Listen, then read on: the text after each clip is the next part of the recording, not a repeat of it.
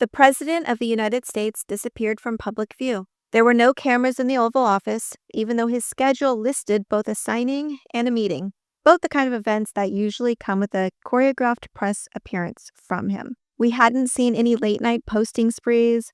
There were no unhinged rants. There wasn't even a desperate attempt to change the subject by launching some new crisis to distract us. There was just silence, loud silence, and that should have concerned us all. In normal times, that kind of retreat from a leader might feel steady, even reassuring. But when Donald Trump goes quiet, it almost always means one thing. He's feeling trapped and doesn't know how to control the consequences of his actions. He knew the past was catching up to him, and he didn't know where to run. Or maybe his staff saw how bad the situation was and was keeping him locked away while they scrambled to cover it up. Because this is not a man who would stay silent by choice.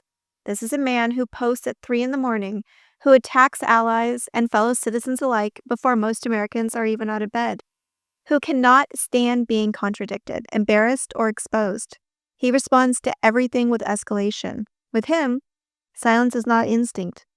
It's a warning for the rest of us. But as the Epstein files tear through governments around the world and names start falling one by one, Donald Trump had locked himself away inside the White House, and we heard almost nothing from him. Not even a staged military distraction to pull our focus in another direction. Just stillness.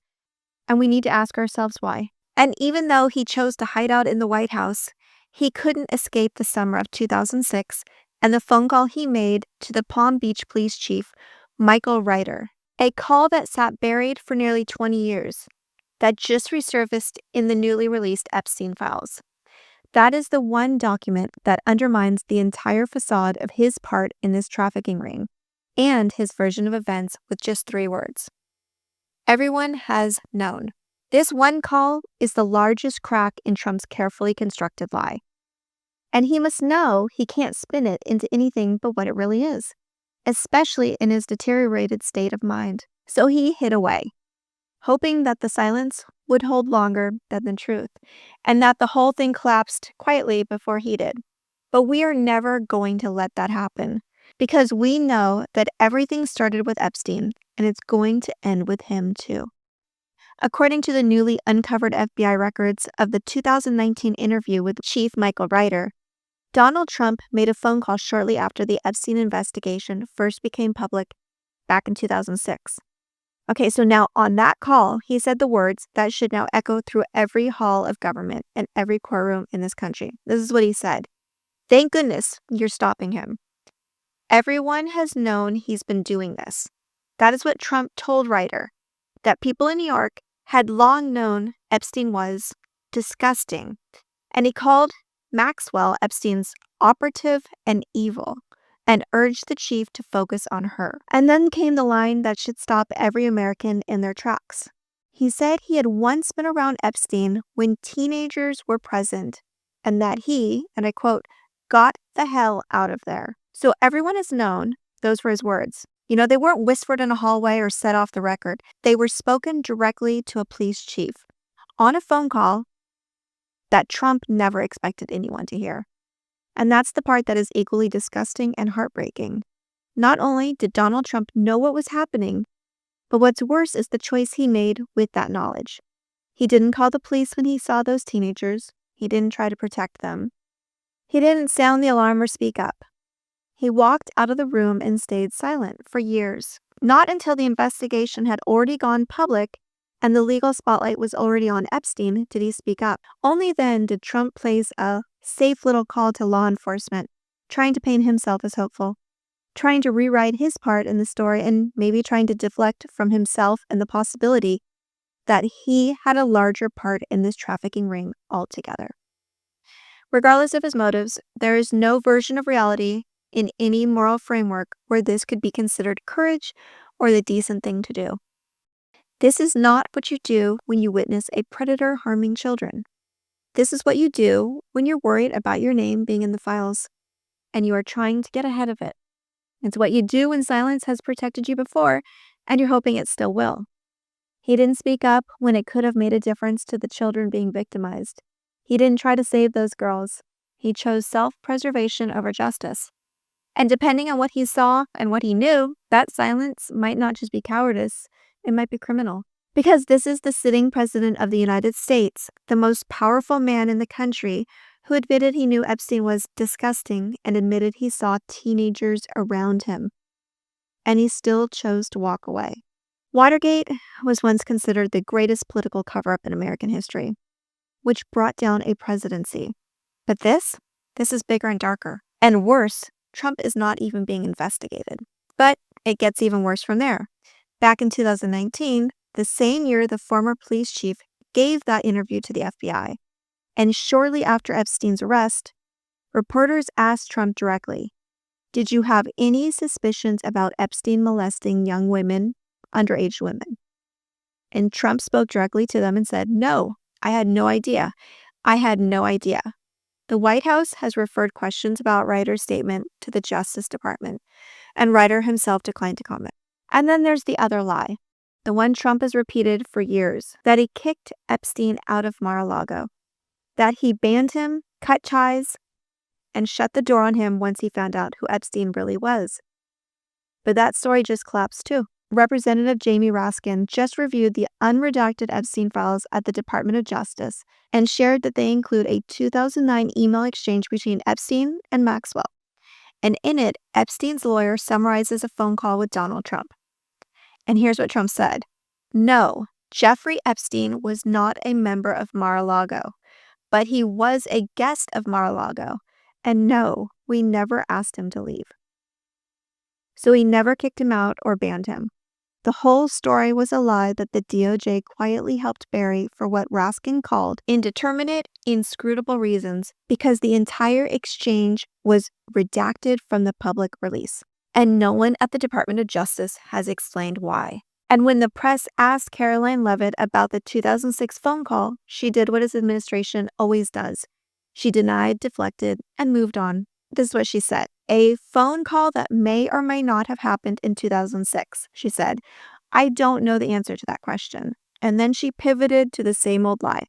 President Trump has always said he kicked Jeffrey Epstein out of his Mar-a-Lago club because Jeffrey Epstein was a creep, and that remains true. Except it doesn't remain true. And it was never true. The documents prove it. And no amount of double talk or redactive stamps can change what's on the record now. They want us to forget, but the facts won't let them, and neither will we. And this is the core lesson we all learned when we were children. Don't lie, especially because lies catch up to you. And that's what's happening now, after decades of deception.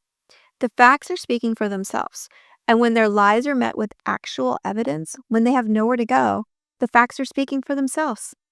And when their lies are met with actual evidence, they have nowhere to go. And it's true for Howard Lutnick, his Commerce Secretary, who sat before the Senate Appropriations Committee and admitted under oath that he visited Epstein's island during a family vacation with his wife, children, and their nannies. And this matters because it's the same man who told the public he cut ties with Epstein after a single early meeting in the early 2000s, claiming that when he and his wife visited Epstein's home and saw a massage table in the middle of the room and heard a crude joke, they looked at each other, felt the ick, and wanted nothing more to do with him. But the Justice Department's release of roughly 3.5 million files tells a different story. Records show Lutnick maintained contact with Epstein for years after that. There was even a meeting on Epstein's island where Lutnick brought his wife and children. If Lutnick truly was troubled by Epstein's behavior, why in the world did he bring his children anywhere near him? You can't have it both ways. You can't claim you instinctively knew this man was dangerous and then take your family to his private island for lunch. Either you knew and you went anyway, or you approved and this was just a meeting of friends. Neither answer is acceptable for a man serving in the cabinet of the United States of America. Bipartisan calls for his resignation are growing, and they should be. But here's what's important to remember and to understand about this moment. They are all getting caught. Every single one of them. The lies they told 20 years ago are colliding with the documents being released today. And there's no reconciling the two. The web is too tangled, and the evidence is just too overwhelming. So while the Trump administration tries to bury the story, the rest of the world is doing exactly what we should be doing, investigating. In the United Kingdom, King Charles has made it very clear. In an unprecedented statement from Buckingham Palace, the king shared his profound concern at allegations which continue to come to light. And this is regarding his brother, Andrew Mountbatten Windsor's conduct, the former Prince Andrew. British police confirmed they have received a formal report alleging that the former prince shared confidential government material with Epstein during his time as UK trade envoy, and they are now assessing the information. The documents appear to show that Mountbatten Windsor sent Epstein confidential visit reports and a brief regarding investment opportunities tied to the reconciliation of Afghanistan's Helmand province, where British troops were actively fighting and dying. He asked Epstein for his comments, views, or ideas on who else he could show the material to. This is a man who told the BBC in 2019 that he went to see Epstein in New York solely to break off contact. But these emails tell a very different story. Meanwhile, former UK ambassador Peter Mandelson, who was appointed by Prime Minister Starmer, has had 2 properties raided by British police as part of an investigation into misconduct in public office. The Epstein files suggest Mandelson leaked market-sensitive government information to Epstein during the 2008 financial crisis. Mandelson has resigned from the House of Lords, and the fallout nearby toppled Starmer's government, with Scotland's Labour leader calling for the Prime Minister's resignation. Starmer survived barely by acknowledging he was lied to and vowing to fight it. But the damage is done, and elections in May could finish what the Epstein files started. In Norway, police announced that they are investigating former ambassador Mona Juul on a suspicion of gross corruption, and her husband, former government minister Rode Larsen, on suspicion of complicity. Both are high-profile diplomats tied to Epstein. Here's what matters about all of this. These countries are doing what we're not doing. They are investigating and holding people accountable regardless of status or title. And every investigation abroad generates more information, pressure, and momentum for all involved. Even here in the States, people will flip and witnesses will come forward. New details will emerge, and all of it feeds back into the story that the Trump administration is desperately trying to contain. The world is doing our work for us, and they won't stop just because our president wants to move on. And for context, consider this. Starmer is not even named in the Epstein files. His political crisis stems entirely from appointing someone who was. Meanwhile, here in the United States, our president's name appears, according to Jamie Raskin, more than 1 million times in the unredacted files.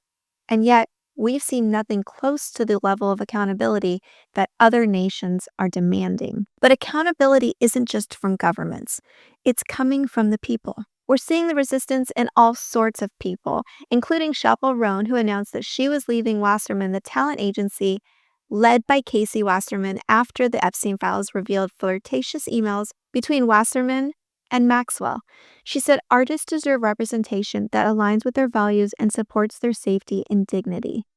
And then she continued with, I refuse to passively stand by. And she wasn't alone. Bands like Wednesday and Sylvan Esso followed. And Best Coast frontwoman Bethany Cosentino wrote an open letter calling on Wasserman to resign from the agency and from his role leading the 2028 Los Angeles Olympics. Los Angeles city officials joined those calls. This is what we need to see more of. People who are voting with their choices and their wallets. And it's not just an entertainment. There are connections to the rich and powerful all over these files. An Ohio State University OBGYN, Dr. Mark Landon, was revealed to have received regular quarterly payments from Epstein-linked entities between 2001 and 2005. The head of the OBGYN department at a major university was on Epstein's payroll. Landon said he was a paid consultant for a biotech investment group and did not provide clinical care to Epstein or any victims. But the question still lingers, the one that no one has adequately answered. Why did Jeffrey Epstein need an OBGYN on retainer at all? This is the kind of horror we've been dealing with, a system that didn't just enable abuse, it may have built an entire infrastructure to manage and conceal it. And then there is the connection between Les Wexner, the founder of Victoria's Secret, and Epstein that runs so deep that Wexner was listed by the FBI as a co-conspirator In a 2019 document that the DOJ redacted from the public release until Thomas Massie and Ro Khanna forced their hand. And it continues to get darker from there, including an email to an Emirati businessman from Epstein that said, "Where are you? Are you okay?" I loved the torture video. A torture video sent to a man whose name was redacted to protect him, but not the victims. And that brings me to what I've been saying from the very beginning. This runs deep, deeper than most people want to believe, or that many of us from outside the Epstein class of people can imagine. Most of us were not raised in these same circles, and it showcases the world of the rich and famous who can exchange money and favors for immunity, access, and silence. This is, without exaggeration, the largest criminal cover-up in American history. This is the architecture of a system designed to infiltrate and control the most powerful institutions in our country and around the world. If you wanted to take over a government without firing a shot, without a war or an insurrection, this is exactly how you would do it. You find someone with no ethics, no conscience, and no limits. And then you teach them how to make money. And in this case, it was through trafficking children and women. You position them near the rich and the powerful. You entice these people into compromising situations. You record it, and then you own them. You build a pyramid of complicity, where each person who's caught brings in 3 more, and then the network expands. You make sure they feel protected, that they get the loans they need, the funding for their businesses, the political cover when things get messy. You infiltrate law enforcement, so no one talks. You include politicians from both parties, so you have access to every chamber and every level of government. And if anyone tries to come forward, like a survivor or a witness or an accomplice, you just make an example of them. You threaten and silence them. And then you dispose of anyone who becomes too much of a risk, not just through violence, but through financial ruin or social destruction and tactics that target their family, their safety, and sometimes far worse. This isn't just about protecting secrets. It's about protecting power by any means necessary. What we're seeing now, as Jamie Raskin sat in that DOJ reading room and read about children as young as 9, is the full scale of what was built. And once it fully cracks open, when there's no more hiding, we will be faced with very serious questions about what comes next. Because this could implicate a staggering percentage of the people who run our institutions. That is not a reason to stop. It means we need a plan, and the leaders who come out on the other side of this, the Jamie Raskins, the Ro Khannas, and even the Thomas Massies, who I agree very little with, will be the ones who understood from the beginning that it all starts and stops with the Epstein files. The truth breaking through is always worth fighting for, because the rest of the world is beginning to hold these powerful men accountable because of what we demanded be released. And that is how change begins.